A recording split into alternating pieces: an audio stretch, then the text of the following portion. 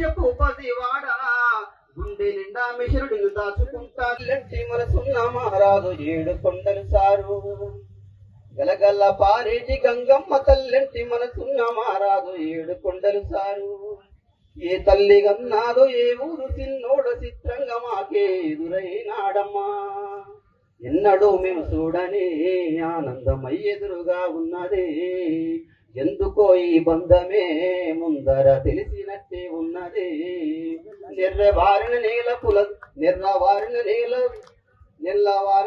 తులచిరుకు పడగానే పులకరించినట్లు మాలో నిర్వారణ నేల తులచిరుకు పడగానే పులకరించినట్లు మాలో నింగి వాలు జడల సింగిడి పువ్వులే కొత్త కొత్త సంబరాలు వేదికపైకి రావాల్సిందిగా ఆహ్వానిస్తూ ఉన్నాం. వివిధ గ్రామాల నుంచి పెద్దలు డిప్యూటీసీ నేను కాలు మొప్పినప్పటి నుండి ఇక్కడ విద్య అనే శిక్షణకు వెలువెత్తింది. మిషన్ కు అటాచ్ అయిన తర్వాత అందరూ మంచి గొప్పగా రాణిస్తా ఉన్నారు.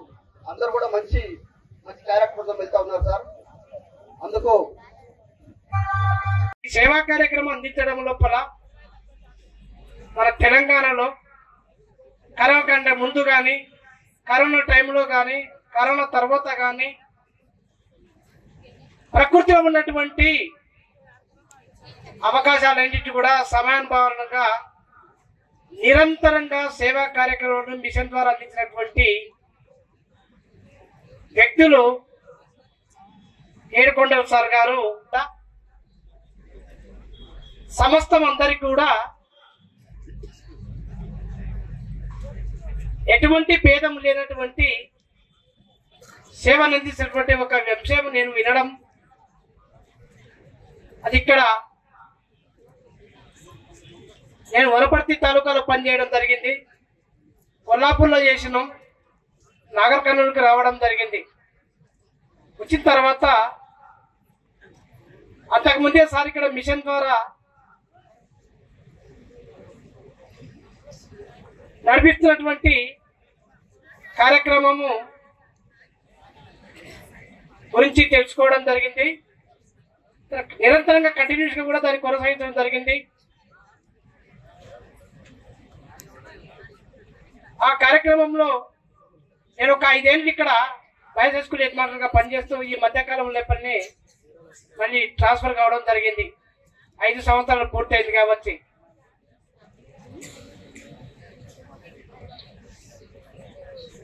సార్ గురించి, సార్ యొక్క ఫ్యామిలీ గురించి, సార్ మిషన్ ద్వారా చేసినటువంటి సేవా కార్యక్రమాల గురించి చాలా మంది వేదిక ద్వారా ఈ జనానికి తెలియజేయడం జరిగింది. ఈ జనానికి వేదిక ద్వారా తెలుసునొచ్చు. గురువరేణ్యులు ఎంతో మంది మా స్టూడెంట్స్, నరసింహ వీళ్ళంతా మా స్టూడెంట్స్. గురువులకే గురువరేణ్యులుగా వెలిగిన ఏడుకొండలు గారు ఈ రోజు వీడుకోలు అందుకుంటున్న శుభ తరుణంలో మేము ఎప్పుడో పుస్తకాలలో చదివినాం.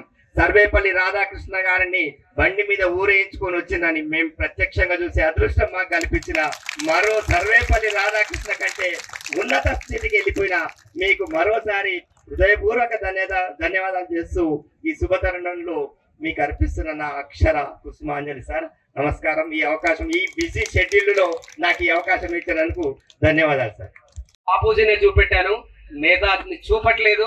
చూపెట్టాల్సి వస్తే ఈ ఉద్యోగాన్ని వదిలిపెట్టి నేను ఇక్కడే ఉంటానని కూడా చెప్పాను. నేను అంటే ఉద్యోగం ఉంది కాబట్టి ఇష్టం వచ్చినవి రాయొచ్చు, ఇష్టం వచ్చిన వేటాడొచ్చు అని అనుకుంటున్నారు. ఉద్యోగం వదిలిపెడితే ఐఎమ్ సిటిజన్ ఆఫ్ ఇండియన్. ఎవరినైనా పిఎంని కూడా క్వశ్చన్ చేయొచ్చు, సీఎంని ఎవరినైనా క్వశ్చన్ చేసే అవర్ ఉంటుంది. కాబట్టి మంచి ఉద్యోగుల్ని గౌరవించండి, మంచి ఉద్యోగులు ఉన్నటువంటి నాలెడ్జ్ని తీసుకోండి. మీ పిల్లల భవిష్యత్తును తీర్చి నేను కాదు, నాకంటే హై క్వాలిఫైడ్ ఎంప్లాయీస్ ఉన్నారు ఇక్కడ. హైలీ క్వాలిఫైడ్ ఎంప్లాయీస్ నాగర్ కర్నూలులో పనిచేస్తున్నారు. వాళ్ళందరి సేవలు తీసుకుందాం, వాళ్ళందరి మన పిల్లల భవిష్యత్తు మార్గనిర్దేశం చేసుకుందాం. నేరాలు లేకుండా ఇంత స్వచ్ఛందంగా కూర్చున్నటువంటి నాగర్ కర్నూలు చూద్దాం. నువ్వు కేసు పెడితే భయపెడితే ఎవడు మారడు, వాడి ఆలోచన విధానాన్ని మారిస్తే మారుస్తాడు. కాబట్టి వచ్చే అధికారుల నుంచి వాళ్ళ యొక్క జ్ఞానాన్ని, వాళ్ళ యొక్క అవసరాన్ని, వాళ్ళ యొక్క మొత్తం శక్తి సామర్థ్యాన్ని ప్రాంతానికి ఉపయోగించండి.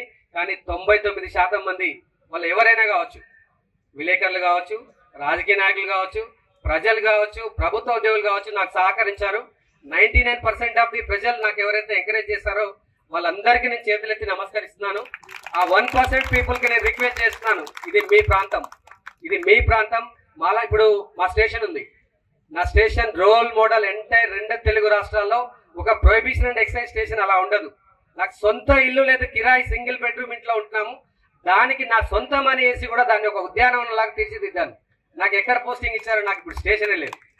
అంటే అంత అద్భుతమైన స్టేషన్ డిపార్ట్మెంట్కి ఇస్తే నేను స్టేషన్ అవసరం లేనటువంటి ప్లేస్కి తీసుకుపోయి ఎక్కడ పడేశారంటే సమాజం కోసం పని చేస్తే మనం అనేకం ఎదుర్కోవాల్సి వస్తుంది. అయినా భయపడేది లేదు, తప్పకుండా ఉద్యోగం ఎక్కడేసినా చేస్తాం. ఈ చైతన్యాన్ని ఆపడం ఎవరి తరం కాదు. ఎందుకంటే మీ అందరికీ కొద్ది మంది కనపడుతున్నారు. నాకు తెలిసింది కొంతే మిషన్, నాకు తెలిసిన మిషన్ 10 లక్షలు ఉంటారు. నాకు తెలిసిన మిషన్ 10 లక్షలు ఉంటారు, తెలియని వాళ్ళు 20 లక్షలు ఉండొచ్చు, 30 లక్షలు ఉండొచ్చు.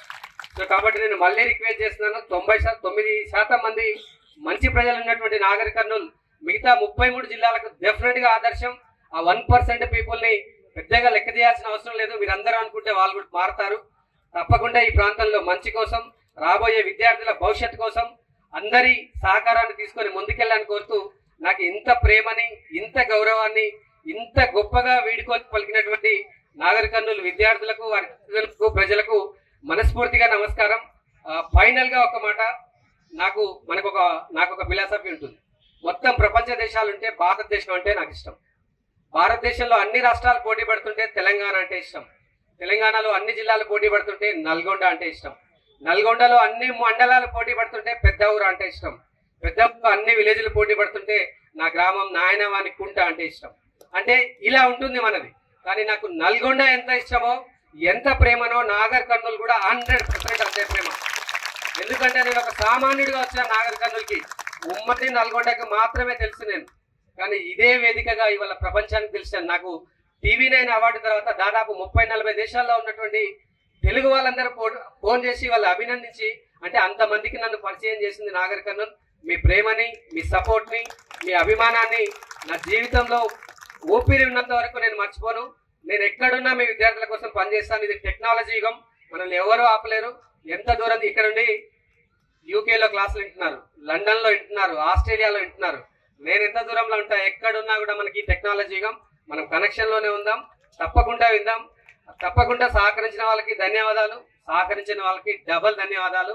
సో మీరు ఒక మంచి అధికారిని మాత్రమే కాదు, నేను ఇచ్చినటువంటి స్ఫూర్తిని ఉంచుకున్నారు. నేను వెళ్ళొచ్చు, నేను ఇచ్చినటువంటి స్ఫూర్తి, ధైర్యం తప్పకుండా ఇక్కడ విద్యార్థుల్లో ఉన్నాయి. Nagar Kurnool is the best కాబోతుంది.